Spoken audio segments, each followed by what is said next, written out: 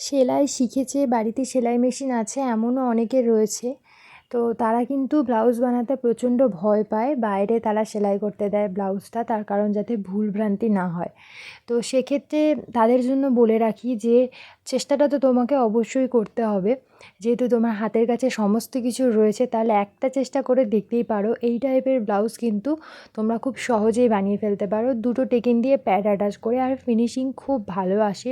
যখন কাস্টমার প্রথম প্রথম আমার কাছে ব্লাউজ বানাতে দিত আমিও ভয় পেতাম, তবে এই রকম ব্লাউজ আমি বেশি বানিয়েছি।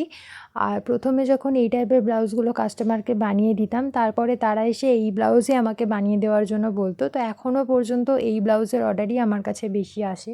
তো যাই হোক, যদি তুমি সেলাই অল্প কিছুও জেনে থাকো, মেশিন তোমার কাছে থাকে, তাহলে বলবো অবশ্যই একবার অন্তত এই ব্লাউজটা ট্রাই করে দেখতে পারো। তো ব্লাউজের ডিজাইনটা কেমন হয়েছে সেটা অবশ্যই জানিও।